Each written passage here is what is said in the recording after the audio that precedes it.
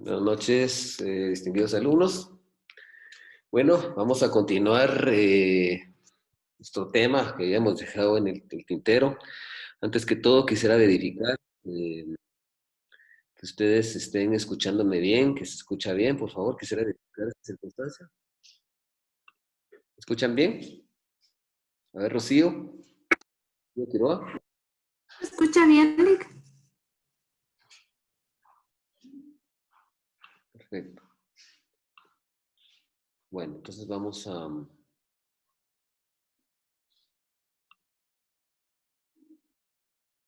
Estoy conectando mis audífonos a estos momentos, perdone.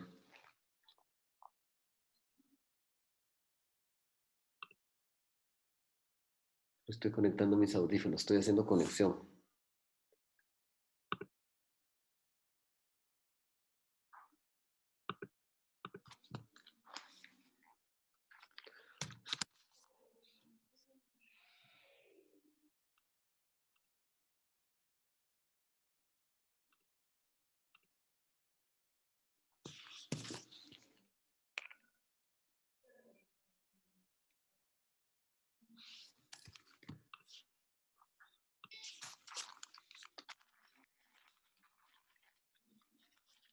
No, es que ustedes...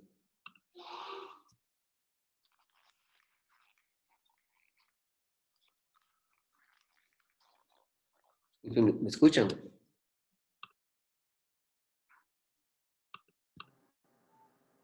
Sí, Lick. Perfecto, estaba probando los audífonos, perdonen, estaba probando eso. Bueno, vamos a entrar ya en materia y vamos a comenzar a compartir pantalla. Creo que nos quedamos, habíamos analizado la sociedad de inversión. Por favor, si hay algún alumno que trate de ingresar a la plataforma, me avisan para poderle permitir la entrada, ¿verdad? A veces pues habíamos analizado un poquito, habíamos analizado un poco el seguro, pues hoy vamos a hablar de la sociedad de inversión, ya habíamos, ya la habíamos definido.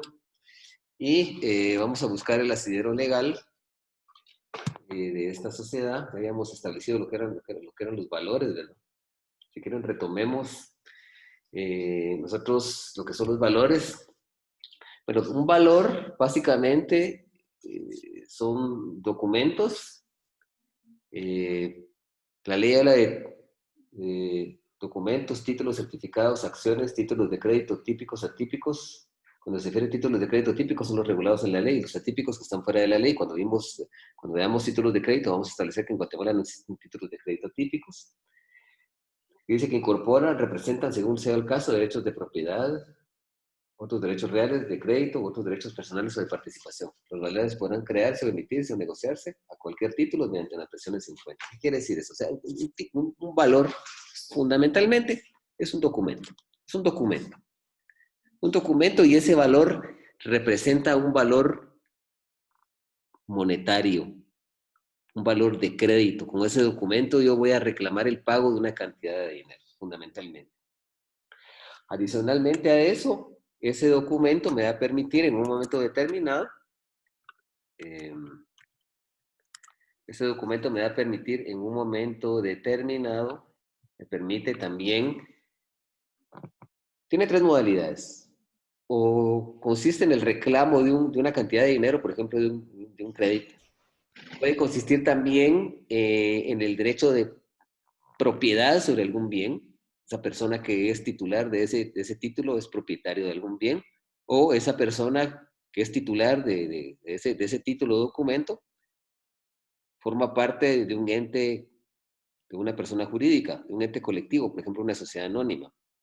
Entonces, esos son los valores, esos documentos que incorporan un derecho monetario o crediticio, el derecho de acreditar la propiedad, ostentar la propiedad de algún bien, mueble o cosa, o el derecho de participación accionaria en una sociedad, básicamente. Esos son los derechos de los que hemos venido hablando. Entonces, esta sociedad de inversión, bueno, también su objeto social fundamentalmente consiste en adquirir, transmitir o negociar valores. Ese es el objetivo. Valores mediante gestión e inversión de recursos en efectivo, negociar bienes, derechos de crédito, mercancías, negociados mediante contrato o mediante recursos provenientes de la colocación de acciones representativas de su capital entre el público inversionista. Ese es el objetivo. Vamos a analizar el fundamento legal y luego vamos a ir explicando el espíritu, el aspecto nuclear del objeto social de esta sociedad y vamos a ver algunas particularidades que la distinguen. Si analizamos el artículo 72 de la Ley de Mercado de Valores y Mercancías, este artículo establece lo siguiente. 73, perdón. Dice las sociedades mercantiles, las sociedades de inversión. Las sociedades de inversión son aquellas sociedades mercantiles que tienen por objeto, o sea, ese es el objeto social, es el quehacer mercantil de ese tipo de sociedades. Dice, la adquisición, transmisión o negociación de valores previstos en el artículo 2 de esta ley, que ya los definimos y los explicamos. La adquisición, transmisión de valores en serie o en masa, escritos en oferta pública. Hay un lugar que se llama oferta pública, que es una invitación que se hace al conglomerado social para poder entrar a negociar valores y mercancías en el seno de una bolsa de comercio, que es una bolsa de valores, que es donde se cotizan valores, que también la vamos a ver más adelante, pero por el momento no es menester ampliar más, nada más que explicar que una bolsa de valores es un lugar físico, perdón, es un lugar virtual, no físico, ocupa un lugar físico de un local en algún lugar, pero las negociaciones se realizan a través de forma electrónica. Que la bolsa va a servir para permitir negociaciones de adquisición y enajenación de valores, títulos y acciones. Dice otra parte del objeto social, dice la gestión e inversión. Gestión es administrar, administración. Dice inversión, o sea, la administración de recursos en efectivo. El objeto social también es administrar dinero en efectivo o invertir dinero en efectivo. Dice la gestión e inversión de recursos en efectivo, también de administración e inversión de bienes, ¿verdad? Bienes muebles o inmuebles, edificios, casas, ganado, motos, materia prima, material y equipo, etcétera.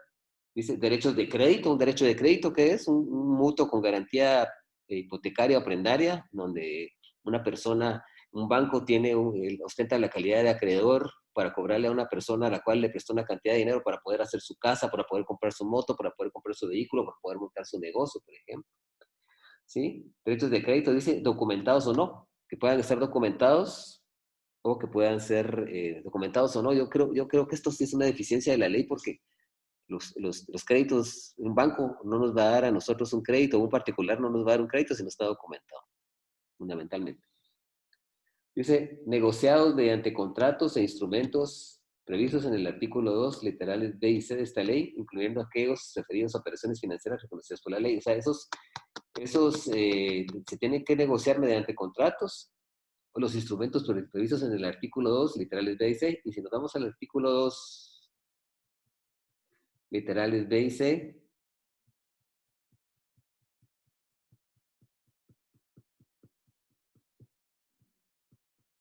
artículo 2, literales B y C,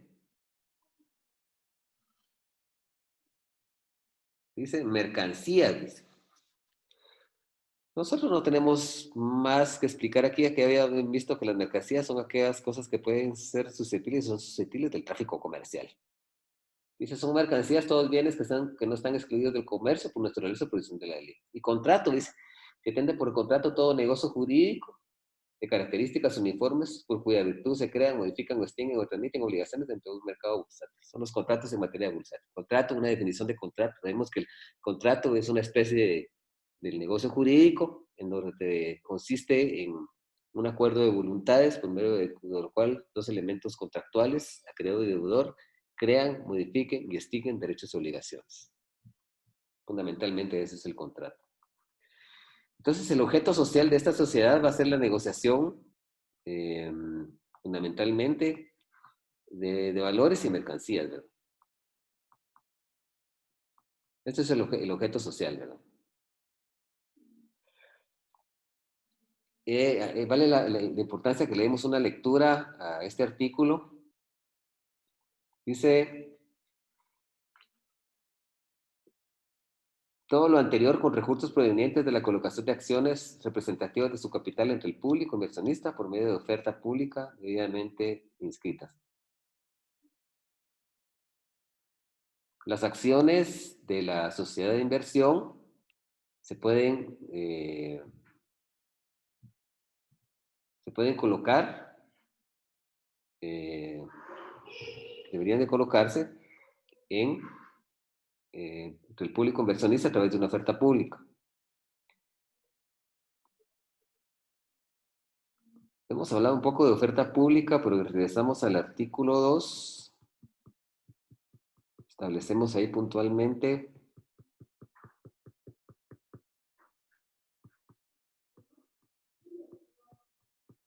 hay unas definiciones ahí.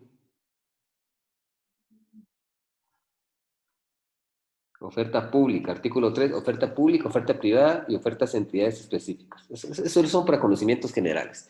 Lo que me interesa saber para efectos de examen es la sociedad de inversión, su objeto social y algunas otras particularidades que vamos a tocar, pero es interesante que nosotros hablemos de la oferta pública.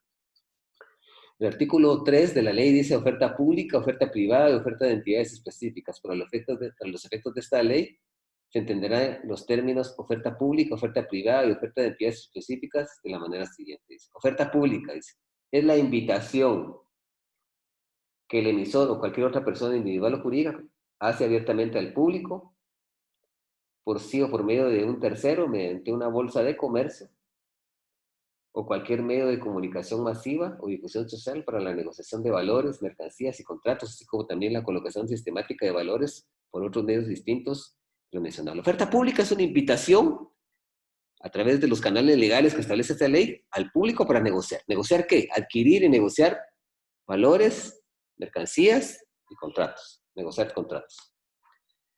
Dice oferta privada. La oferta se dirige exclusivamente a quienes ya sean socios, accionistas del emisor y a las acciones que estén emitidas y no estuvieran inscritas en oferta pública. O sea, es específicamente para los miembros de una bolsa de comercio que es privada. Dice, sin intervención de terceros y sirviéndose de medios de comunicación social o difusión masiva a personas, entidades que por su actividad profesional o institucional, el giro principal de sus negocios o su objeto social, deban considerarse inversionistas institucionales. Se considera inversionista institucional a las instituciones fiscalizadas por la Superintendencia de Bancos, institutos guatemaltecos de seguros sociales, entidades de previsión social, público-privada y las entidades, vehículos o mecanismos de inversión colectiva. Dice, a personas determinadas, individuales o jurídicas, que no sean más de 35 en total, por todas las series en cada año calendario, cuando se trata de valores representativos de derechos de crédito. A personas determinadas, individuales o jurídicas, que no sean más de 35 en total, por todas las series, cuando se trate de valores representativos del capital social y que todavía no sean accionistas de la sociedad. Superados el número de 35 personas determinadas individuales o jurídicas para los casos establecidos en los numerales 2.3 y 2.4, 2.3 y 2.4 anterior, la oferta se considera pública. Y los responsables de su promoción y realización deberán cumplir con todos los requisitos para llevar a cabo una oferta pública de valores que establezca la presente ley. Los actos y negocios jurídicos cuyo contenido sea resultado de ofertas privadas de valores, mercancías o contratos, sean estos prohibidos no están prohibidos y quedan excluidos de los requisitos de la presente ley para la oferta pública. Entonces, cuando la oferta es privada, es solo para los socios de la bolsa. ¿Sí? Y cuando es pública, es para todo el conglomerado social. Un aspecto que es importante de la sociedad de inversión, regresamos al artículo 72, es que la sociedad de inversión tiene el órgano de administración no es específicamente, es otra sociedad anónima. Imagínense eso ustedes. El órgano de administración es otra sociedad anónima. Y ahorita vamos a analizar esto.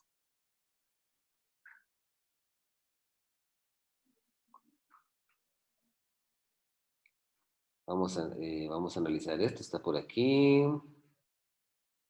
En la literal E del artículo que estamos analizando, el 73, nos podemos ubicar ahí, dice. Su estructura social podrá disponer que la administración de la sociedad se encomiende por decisión de la Asamblea General Ordinaria de Accionistas o por el órgano de administración a una sociedad gestora ¿sí? Fijándose con precisión en cualquier caso sus emolumentos y la forma de administrarlos. El órgano social que corresponde podrá en cualquier tiempo revocar la designación que se hubiere hecho y la sociedad gestora responderá ante la sociedad en la forma que dispone el artículo 183 de este código.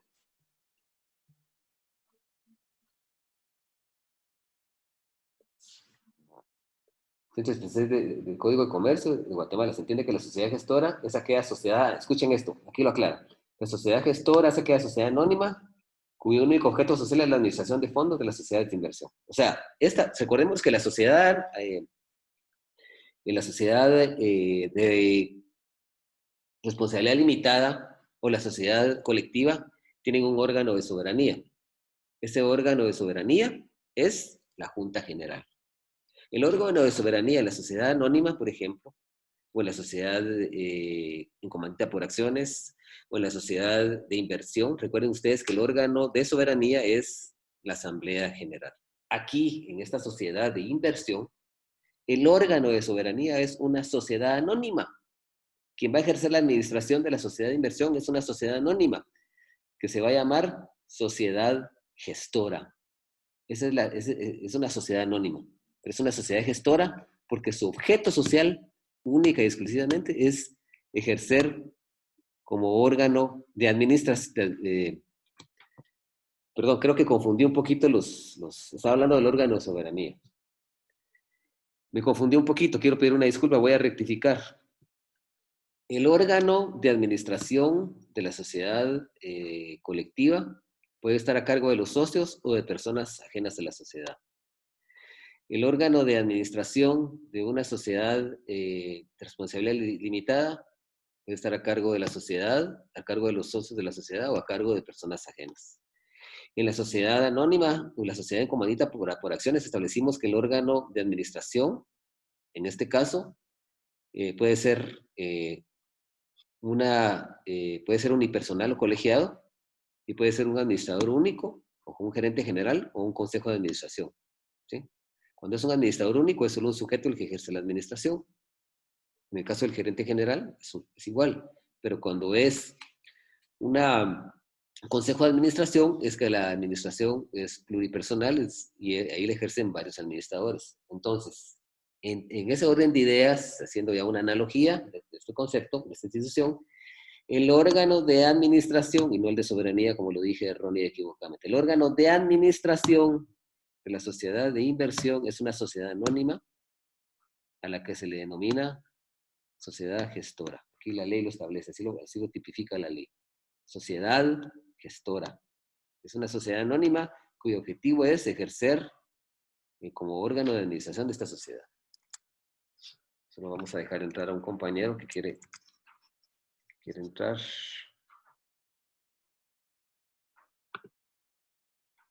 Compañero que quiere entrar.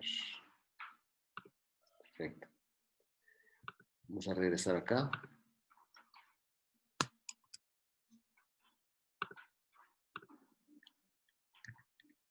Bueno.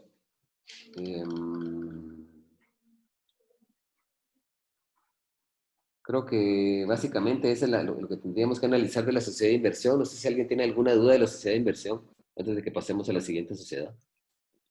Tal vez lo que valdría la pena sería que estableciéramos que el capital de esta sociedad es a través de unidades.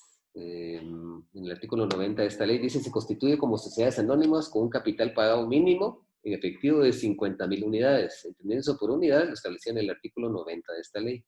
Y si nos vamos al 90, una unidad representa un número determinado de quetzales.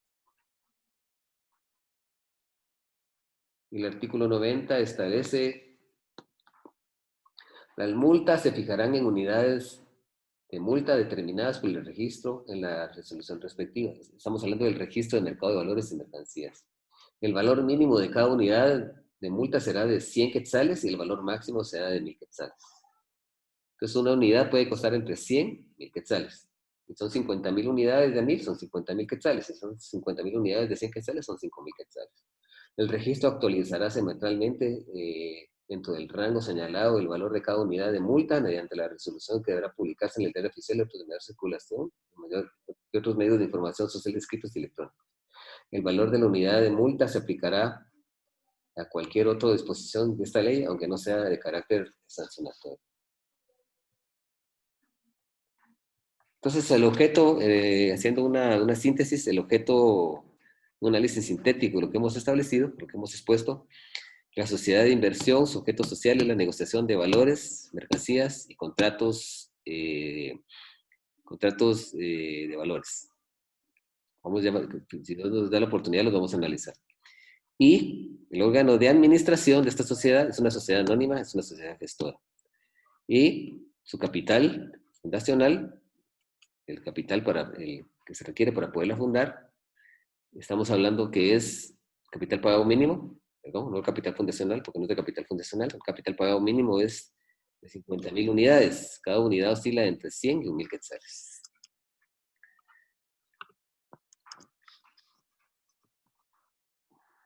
Compañero que quiere entrar, se salió. Bueno, no sé si tienen alguna duda de esta sociedad de inversión.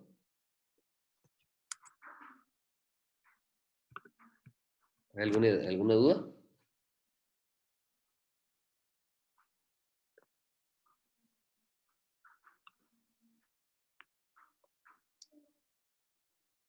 Bueno, entonces vamos a hablar vamos a hablar de la bolsa de los almacenes, de la bolsa de valores. Y en términos generales, pues,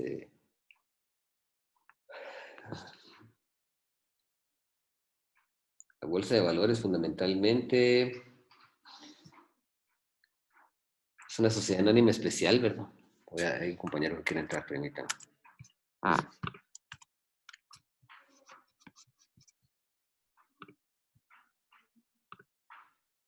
Perfecto.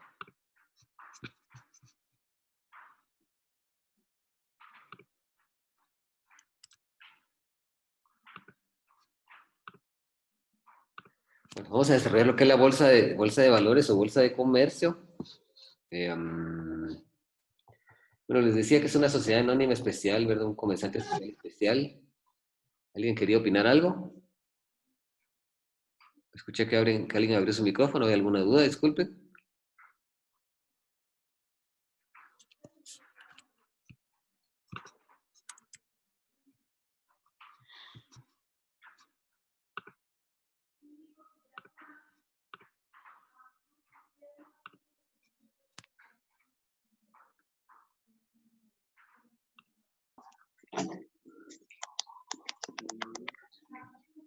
Disculpe, Eric, ¿podría apagar su micrófono? Muchas gracias. Bueno, entonces vamos a hablar un poquito nosotros de lo que es la bolsa de valores. Decía que la bolsa de valores pues, una sociedad anónima especial constituida bajo el formato de sociedad anónima, valga la redundancia, cuyo objeto social es realizar por cuenta propia o por cuenta ajena operaciones relacionadas con valores, mercancías o contratos. O sea, por cuenta propia o intermediarios por cuenta ajena de operaciones de valores, mercancías o contratos actuando en el mercado de ley, o sea, en la oferta pública. ¿Verdad? Entonces, reitero, es una sociedad anónima especial cuyo objeto social va a ser realizar o desempeñar por cuenta propia o por cuenta ajena a través de intermediarios operaciones relacionadas con valores. Y cuando estamos hablando de operaciones relacionadas con valores o con mercancías o contratos, es de negociación, de adquisición de ese tipo de elementos, objetos del tráfico comercial bursátil. Si nosotros analizamos el artículo 6 del código, dice: las bolsas de comercio son instituciones de derecho mercantil que tienen por objeto la prestación de servicios para facilitar las operaciones bursátiles, dice ahí. ¿Sí? Eso es lo que dice. Y el artículo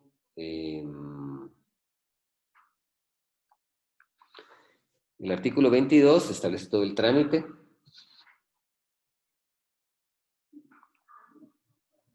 El artículo 23 es muy importante porque este artículo establece, dice, el registro, una vez el interesado haya cumplido con los requisitos que exige esta ley, dentro de los 15 días siguientes deberá dictar la resolución que autorice la constitución de la Bolsa de Comercio de que se trate y apruebe el proyecto de la escritura social correspondiente a efecto de que se continúe con el trámite legal.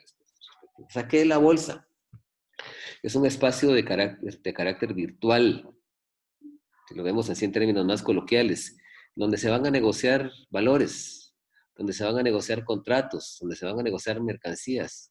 Lo que más se cotiza en bolsa son las acciones de otras sociedades.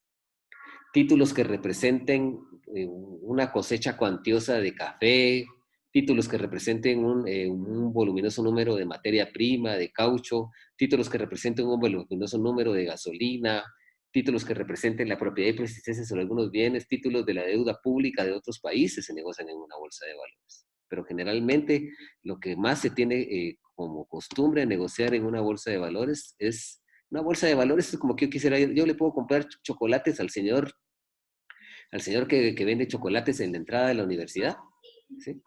Que está en ahí ofreciendo los chocolates, o a la señora de la tienda que está ahí en la universidad, o los puedo ir a comprar, o la señora que está enfrente del parqueo, la señora Lam, o los podemos ir a comprar directamente a la fábrica de chocolates, que es un lugar más especializado, porque ahí tenemos nosotros un lugar más especializado para escoger ciertos tipos de chocolates que nos gustan, o una chocolatería, ¿verdad?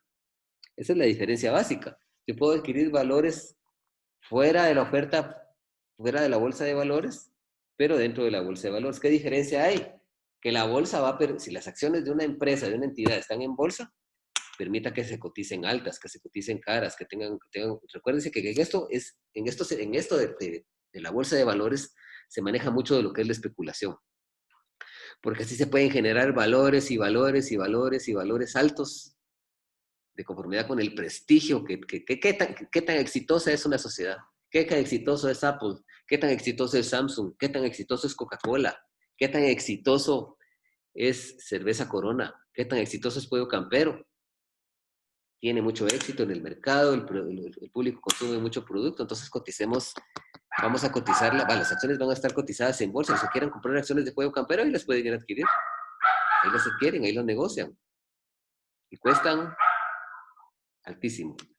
Las acciones que no estén en ese mercado de bolsa de valores, pues tienen un valor, pero no es tan alto como el que está en la bolsa, porque para eso es, para poder negociar. Lógicamente que también les digo que tiene que ver mucho la especulación, ¿verdad? Porque ahora que hubo un colapso, cuando hubo el colapso de las Torres Gemelas, cuando han habido, por ejemplo, guerra de Estados Unidos, la Segunda Guerra Mundial, ¿verdad? Ese tipo de eventos hacen que, por ejemplo, las acciones de una sociedad vayan a la baja, ¿verdad? Vayan a la baja. Ahorita, las acciones de muchas sociedades, la bolsa por excelencia en el mundo, de las más importantes es la bolsa de Nueva York, la bolsa de Japón también, y la bolsa de Río, Brasil también, la bolsa de París, en París, Francia. Esas bolsas cotizan a las empresas más importantes del mundo, pero la principal, la que cotiza a las mejores empresas del mundo, es la bolsa de Nueva York. Hubo un colapso, una recesión económica en los años 20, una recesión económica en Estados Unidos de Norteamérica, en donde hubo un desempleo enorme, donde hubo mucha pobreza. En los años 20 hubo una gran recesión económica, producto ese producto fue de haber cotizado en la bolsa de valores las acciones de muchas empresas importantes, de muchas entidades, donde las sobrevaloraron. En un momento determinado eso valía aire y los precios comenzaron a venir a pique, porque no tenían ningún valor representativo que la soportara. En ese tiempo era el patrón oro, ¿verdad? Hoy es el patrón dólar. Se vinieron abajo y muchas empresas quebraron, porque el valor que representaban en el bolsa no era el adecuado. Se vinieron abajo. Se vinieron abajo y lo que provocó fue un colapso que provocó una recesión económica grande en Estados Unidos.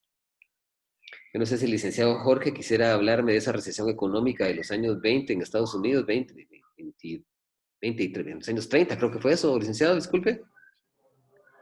Buenas noches, Lick. Sí, yo creo que fue en los 30. Yo realmente de esa precisión, pues yo entiendo que precisamente fue por meter dinero a circular, fruto de esas especulaciones al mercado, y que pues después el dinero perdió su valor y todo lo adquirido con ese dinero también. Esto de la bolsa de valores es un poquito complicado de entender Bastante.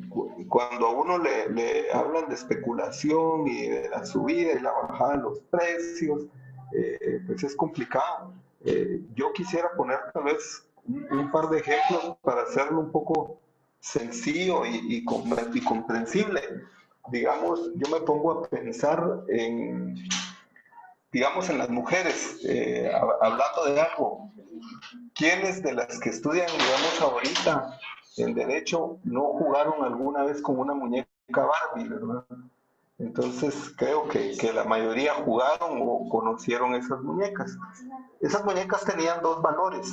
Realmente el valor que costaba cuando uno la compraba en un mercado, cualquiera X, Y o Z, y el valor que podía representar la compañía por las utilidades que estaba obteniendo. O sea, ellos podían decir, digamos que tenían un capital autorizado, por hacer algo, de 100 millones de dólares, pero como estaban vendiendo y todo mundo quería las famosas muñecas Barbie, pues sacaron sus acciones a vender y una acción que nominalmente tenía un precio de 100 dólares pudo haber llegado a valer $200,000, por ejemplo. Entonces, Entiendo. otra compañía con mucha plata dijo, yo compro esas acciones. Y entonces la compañía que fabricaba las Barbies no obtuvo dinero solo por la venta de las muñecas, sino que obtuvo dinero por vender su compañía prácticamente. Pero como no son tontos, la especulación está en no vender todas las acciones, sino vender un 40-30% y el resto quedarse ellos con ellas para poder seguir manejando la compañía y tener, eh, por decir así, un valor más alto de lo que realmente vale la empresa. Ese es como un ejemplo con las muñequitas estas. Pensemos en los hombres que no jugamos con esas muñecas, pero sí nos gusta el fútbol, ¿verdad? Ahí está el Real Madrid y el Barcelona, que consiguen un jugador como Lionel Messi o Cristiano Ronaldo, aunque ya no está en el Real Madrid, pero los Ajá. compraron por un valor y en determinado momento ellos dijeron, no, este jugador yo lo compré por 30 millones de euros, pero si alguien lo quiere, ahora vale 100 millones de euros. O sea, le subieron el precio y ese es el mercado, el valor que le están dando en el mercado. Y eso realmente no es un valor real, sino que es un valor puramente financiero y especulativo, como usted dice. Pero si los demás equipos quieren al famoso Cristiano Ronaldo o al famoso Messi, van a pagar los 100 millones de euros que piden y ahí está la ganancia, que no es fruto del fútbol o de vender souvenirs, sino de una estrategia financiera o de una especulación, como usted le llama. Entonces, más o menos así es como se manejan todos esos mercados y en determinado momento, supongamos que el famoso Messi o Cristiano Ronaldo ya no rindieran los frutos que se esperaban, ni los 30 que pagaron ellos podían valer, entonces ahí están las pérdidas y junto con esa pérdida pierden todos los que invirtieron su dinero en las acciones por ellos, ¿verdad? Eso Algo fue, así es como funciona. y eso fue lo que sucedió en la recesión de los 30, en donde Eso fue lo que... habían acciones que eran de empresas que se cotizaban muy altas porque estaban teniendo mucho éxito económico, pero de repente ya no tuvieron éxito y ese valor que tenían era un valor de humo que se esfumó y toda la gente que había invertido su dinero perdió y había mucha gente pobre, muchos empresarios en la calle ilustrando zapatos, vendiendo chicles y porque se quedaron sin trabajo, se quedaron sin dinero, se quedaron sin pisto. se quedaron sin nada. Así es, eso fue lo que pasó.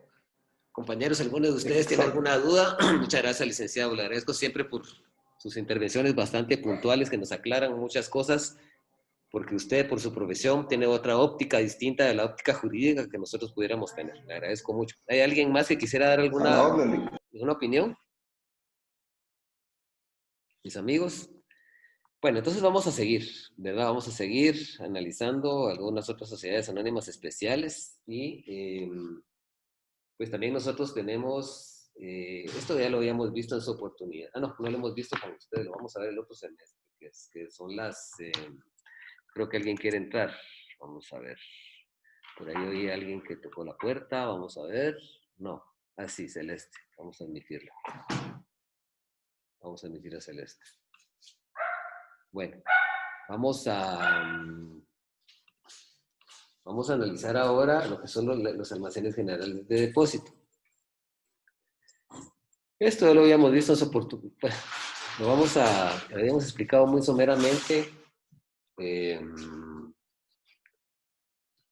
La ley, eso está regulado en la Ley de Almacenes Generales de Depósito.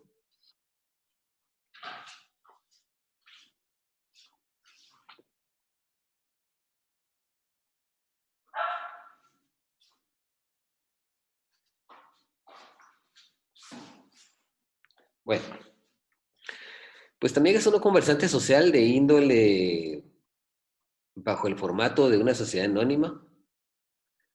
Es una conversante social que adopta el tipo societario de sociedad anónima, cuyo objeto social, el quehacer mercantil, la actividad comercial a la que realiza este almacén general de depósito, va a ser la conservación, la custodia, el manejo, la distribución, la compra y venta de mercancías o de cualquier otro bien de naturaleza mueble de origen nacional o extranjero. Esencialmente, los almacenes generales de depósito lo que hacen es celebrar un contrato de depósito entre una persona que les entrega un bien y ellos, cuyo objetivo es custodiar, resguardar un bien que se les da en guarda y custodia. ¿Sí? Y a cambio de esto, ellos expiden un certificado de depósito. Ese es el título de crédito que ellos expiden, que es un certificado de depósito que al depositante, con ese documento, ellos acreditan que ese bien se encuentra depositado en un almacén general de depósito. Y esto está regulado, esto de los almacenes generales de depósito está regulado en el artículo 1, o el artículo primero, perdón, el artículo de la Ley de Almacenes Generales de Depósito. Y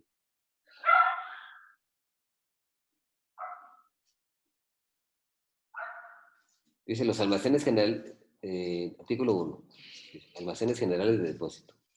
Dice los almacenes generales de depósito son instituciones que tienen por objeto, dice, el depósito, conservación, custodia, en su caso, venta de frutos, mercaderías, productos y artículos manufacturados nacionales o extranjeros, y la emisión de certificados de depósito y bonos de prenda. También expiden unos títulos que se llaman bonos de prenda, y los vamos a explicar de una forma muy general.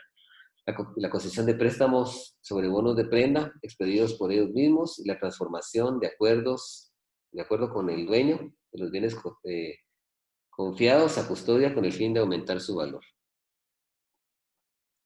Artículo 2 es muy importante. Dice, los almacenes de depósito podrán recibir, dice, mercaderías o artículos que estén pendientes del pago de los derechos de importación, siempre que el depositante demuestre con documentos que ha pagado el valor principal de ellos y los gastos exteriores e interiores que correspondan. Esta operación solo podrá actuar los almacenes establecidos en los lugares donde existen oficinas aduaneras. Entonces, los almacenes generales de depósito, en primer lugar, pueden servir para custodiar bienes que por alguna naturaleza el comerciante individual, la persona individual no puede conservar porque necesita ciertos cuidados especiales, ¿verdad?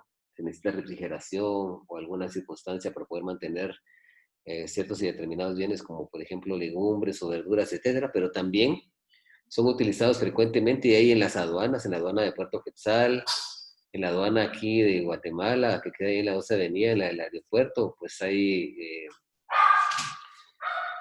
unas bodegas grandes, ¿verdad? En donde funcionan esas almacenadoras, en donde los bienes, antes que los bienes que vienen del extranjero, ¿verdad? Para poderlos comercializar aquí en Guatemala, pues se tienen que pagar impuestos. Y si no se tienen los impuestos, pues puedes quedar en custodia de los almacenes generales mientras se pagan los impuestos. Vamos a establecer que ese documento que le entregan al depositante cuando deposita un bien en un almacén de general de depósito se llama certificado de depósito. Y dice así, la ley. Dice, el certificado de depósito, dice, acredita la propiedad de los bienes depositados en un almacén general de depósito y constituye por sí mismo un documento de carácter negociable que refiere a que lo adquiere legalmente la propiedad de los bienes que en él se especifica. Y ahí dice, o sea, ¿cómo funciona esto del certificado de depósito? Y pues yo tengo, por ejemplo, un lote de, por ejemplo, de computadoras, ¿verdad? Yo no las puedo resguardar en un establecimiento mercantil porque no tengo espacio para guardarlas ahí, pero yo las quiero negociar. Han venido del país eh, unas 2.000 computadoras. Yo contrato al Almacén General de Depósito para que las custodie. Y cuando yo quiero, por medio del título, reclamo la entrega. Y si yo las quiero negociar, las quiero vender, transferir a otra persona, lo puedo hacer sin necesidad de extraerlas del almacén general, solo mediante el endoso del título a otro sujeto, a otro sujeto. Y también los almacenes generales de depósito expiden un título que se llama bono de prenda. Con este título dice, es un título representativo de un crédito prendario y constituido en garantía sobre los bienes que el mismo indica, cuya existencia se comprueba con el correspondiente certificado de depósito, contiene por sí mismo a su tenedor legal los derechos y privilegios consignados en esta ley. O sea, la persona que es titular de un certificado de depósito que tiene mercaderías depositadas en un almacén general, esas mercaderías les puede dar en garantía. ¿Cómo las va a dar en garantía? Mediante la expedición en favor del acreedor de un bono de prenda. Un bono de prenda. Pero las mercaderías tienen que estar amparadas con un certificado de depósito. ¿Sí? Porque el certificado de depósito es un título accesorio de este título principal, perdón, el bono de prenda es un título accesorio de crédito que para poder existir tiene que haber existido antes un certificado de depósito. Entonces, para que una persona, por ejemplo, quiera sacar un crédito, que por ejemplo esa persona de las computadoras quiere sacar un crédito porque quiere montar una tienda para vender las computadoras, le pide al banco que le entregue 300,000 quetzales o 400,000 quetzales, por ejemplo, y le va a dar en garantía en las computadoras que están depositadas en el almacén general. ¿Y qué va a utilizar para solemnizar ese crédito? No es necesario que vayan con un notario y celebren un contrato de mutuo con garantía prendaria o hipotecaria, no. Lo que hace es, fundamentalmente, expedir el título al acreedor, en donde el acreedor con ese título le va a cobrar al titular de las mercaderías al cual se les pide un certificado de depósito. Si este sujeto no paga el crédito, entonces el acreedor con ese título lo que hace es un título ejecutivo para poderle cobrar a él. ¿A quién? Al depositario, al depositante que depositó las mercaderías en el almacén general de depósito. Si a esta persona no le paga como deudor, entonces el acreedor puede ir al remate directo de esos bienes sin necesidad de ir a un juicio ejecutivo y con su venta pagarse la deuda. Así es como funciona eso, ¿verdad? Así es como funciona eso. Más adelante, cuando lleguemos a Mercantil 3, pues vamos a Mercantil 2, si es que tenemos la fortuna de estar con ustedes en el siguiente semestre, que ojalá que Dios nos conceda esa oportunidad de seguir juntos, de seguir impartiendo Derecho Mercantil 2, que es un curso muy interesante, donde vamos a analizar todos los títulos de crédito, ¿verdad? Todos los títulos de crédito, fundamentalmente en términos generales, y no es parte del curso, pero me permite explicar para que se entienda que es un título de crédito. Es un documento que incorpora un derecho literal y autónomo, cuyo ejercicio o transferencia es imposible independientemente del título de que se trate. Es decir, el artículo 385 el Código de Comercio lo define, no es objeto de examen, solo estoy explicándolo para que podamos entenderlo porque acabamos de mencionar a los títulos de crédito, ¿verdad? Si nosotros analizamos el artículo 385, de forma lacónica, establece, dice, títulos de crédito.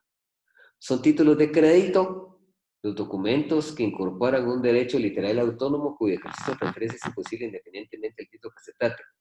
O sea, en el título hay un documento en el que va metido un derecho, ¿sí?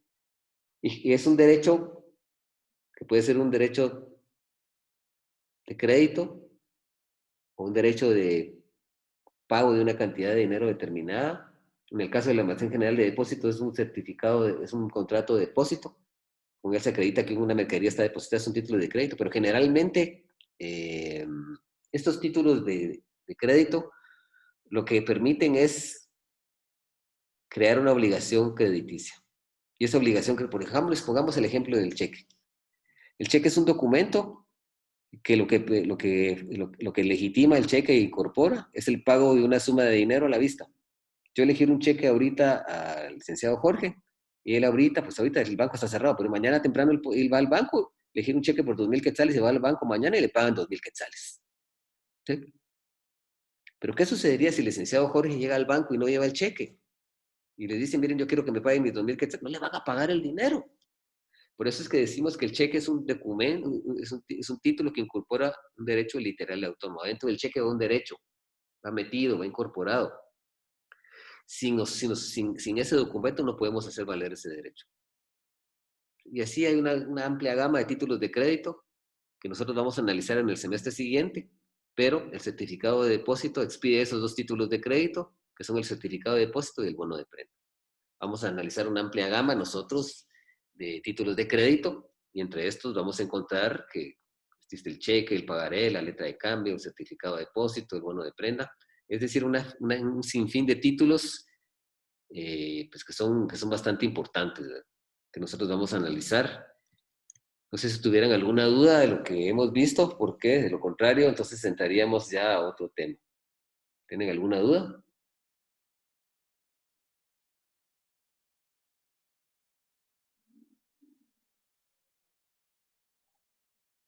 Bueno, entonces vamos a comenzar a compartir otras diapositivas. Vamos a platicar nosotros de otro tema. Quiero que hablemos un poquito ahora de los bancos, que ahondemos un poquito en los bancos. Creo que es importante que ahondemos en ellos.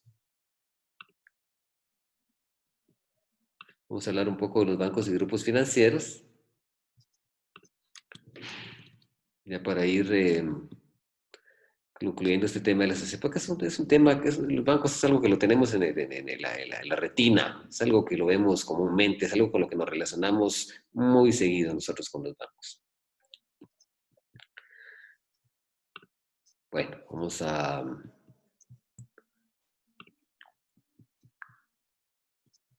analizar entonces.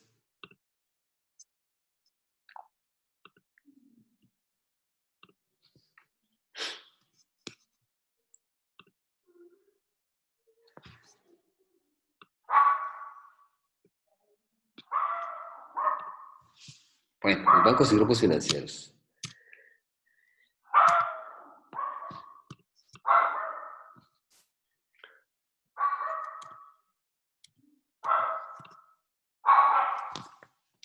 Fundamentalmente, habíamos explicado en su oportunidad que la naturaleza jurídica de los bancos y grupos financieros que son un holding financiero.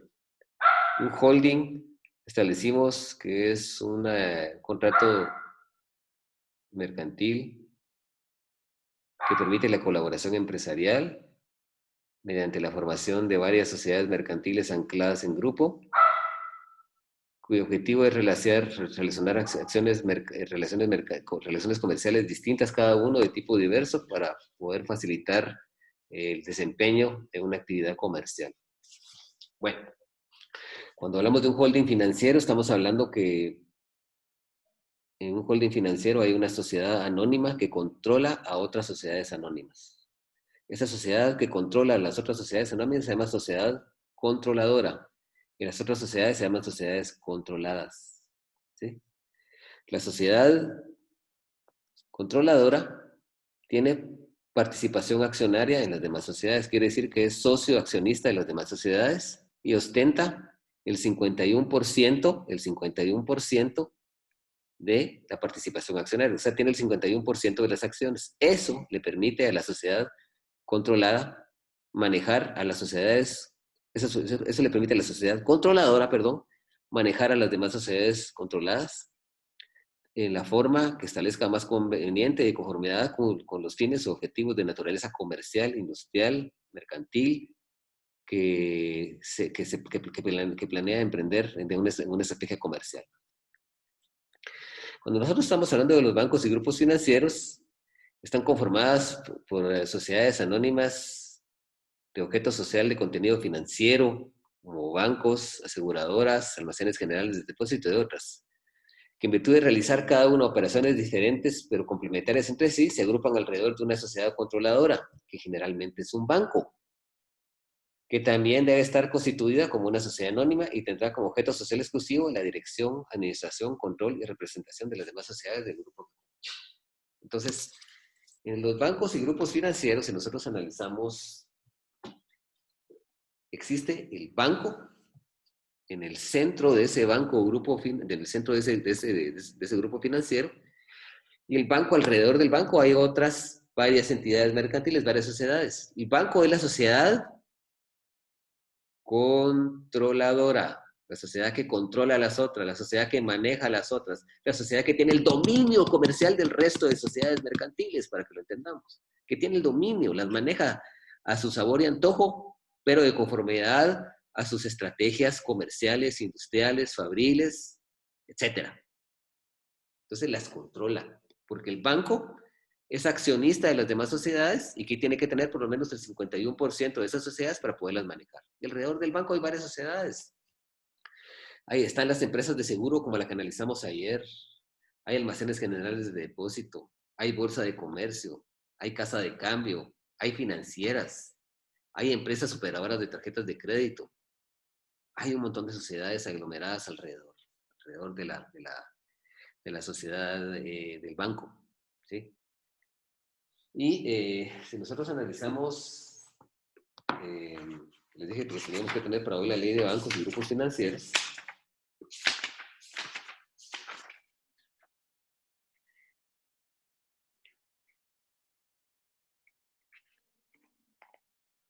Dice, para los efectos, el artículo 2 de la ley, dice, para los efectos de la presente ley, la denominación banco comprende a los bancos constituidos en el país y sucursales de bancas extranjeros establecidas en el mismo.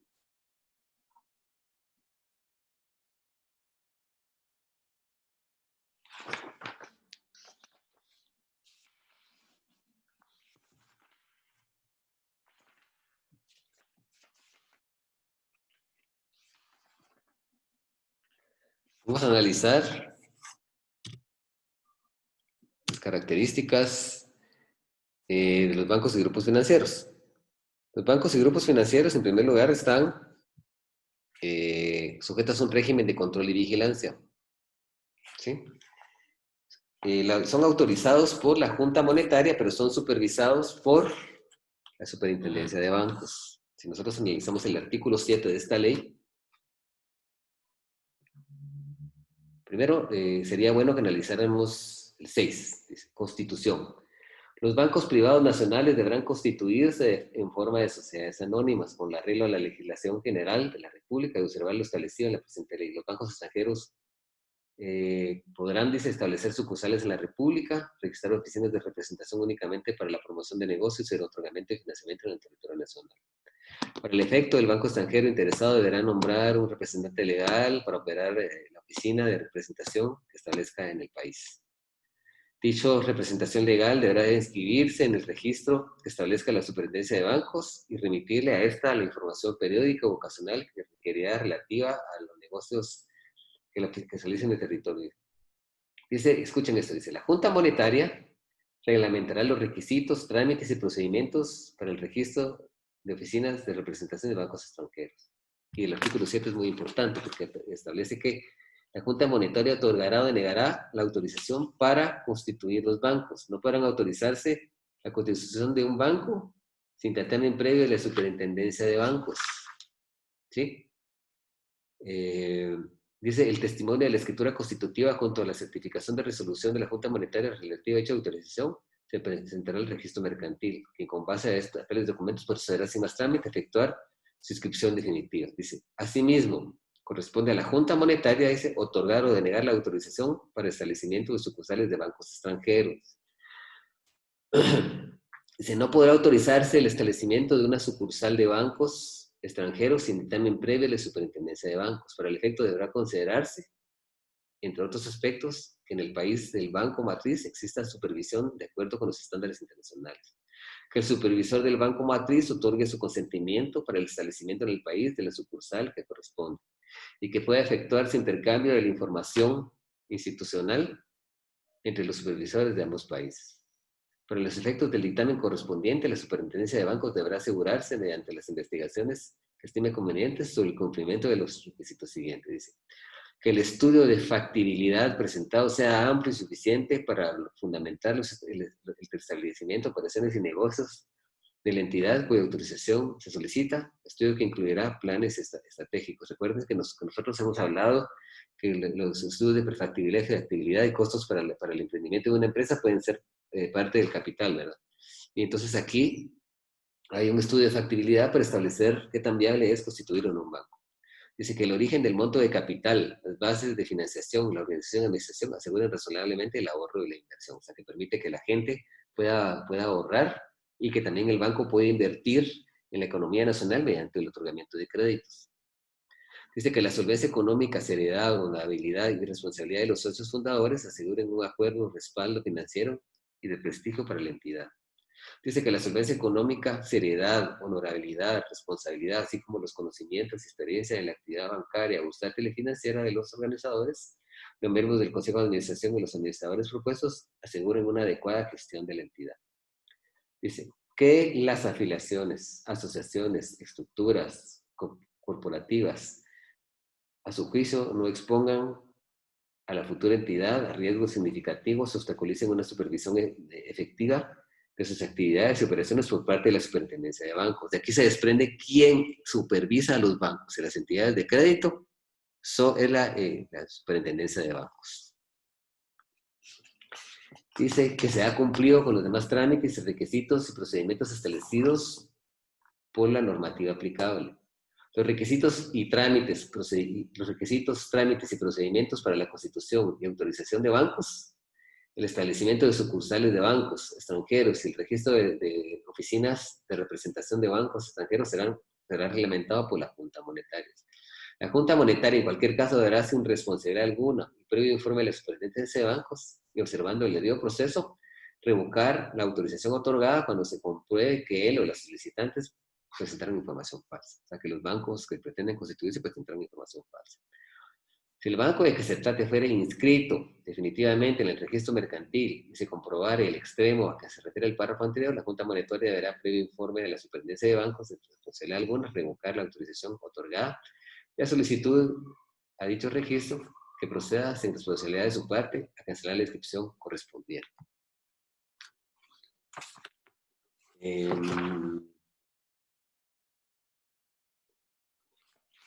Nosotros analizamos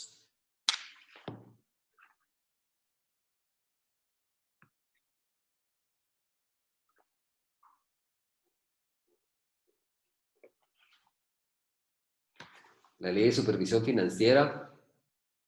En el artículo 1 dice naturaleza de objeto. Dice la Superintendencia de Bancos es un órgano de la banca central, organizado conforme a esta ley, eminentemente técnico que actúa bajo la dirección general de la Junta Monetaria. Ayer explicamos, en la clase anterior, que Guatemala tiene un sistema de banca central que está dirigido por la Junta Monetaria y de ella dependen el Banco de Guatemala como banco de bancos o banco central que maneja la moneda y la Superintendencia de Bancos que supervisa, que es el policía de los bancos, entidades financieras, así, de términos coloquiales, supervisa los bancos.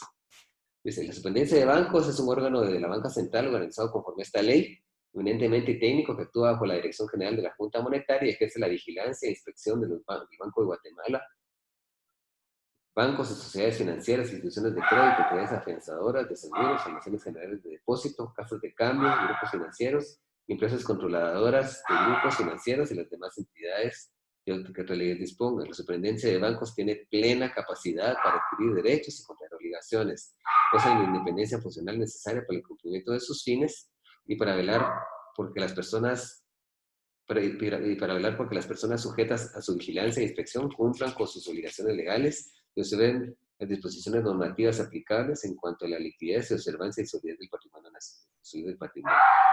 Dice supervisión.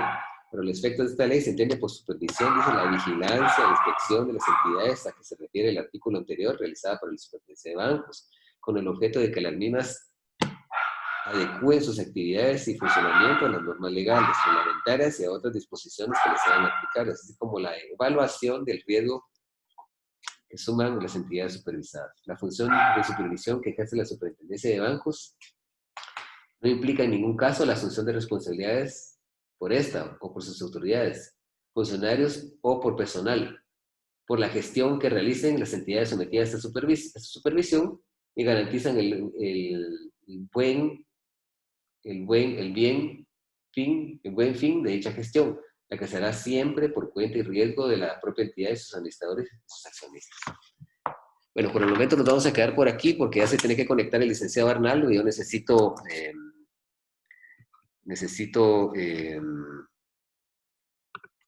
poder grabar la clase para que podérsela subir en unos minutos a YouTube.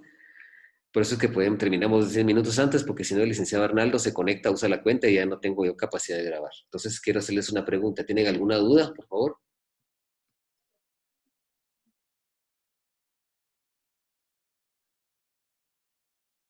Bueno, ¿no tienen ninguna duda, jóvenes? ¿Todo está claro? ¿Sí? Sí, Lick. ¿Sí? Licenciado Jorge, ¿hay alguna duda? Sí, ¿Sí? No, Lick, está claro ahí todo. Ok, perfecto. Maribel, Norma Maribel, ¿hay alguna duda? no, Lick, todo claro. Muy interesante. Su clase me encanta. Muchas gracias. ¿Hay alguien que tenga alguna duda? Yo no puedo creer que no hayan dudas con relación a estos temas que no son tan fáciles de poder absorber, de poder discernir. Bueno, si no hay ninguna duda, vamos a terminar la clase por acá y espero que en la siguiente clase pues existan dudas porque voy a preguntar este tema en la siguiente clase, voy a interrogarlos para ver si ustedes saben qué es una bolsa de valores, si ustedes saben qué es un banco. Lo voy a interrogar la próxima clase. ¿Verdad? Entonces nos vamos a quedar por aquí. Agradezco el favor de su atención y vamos a ver, pues vamos a ver si Dios nos lo permite el próximo lunes. Así que tengan una feliz noche.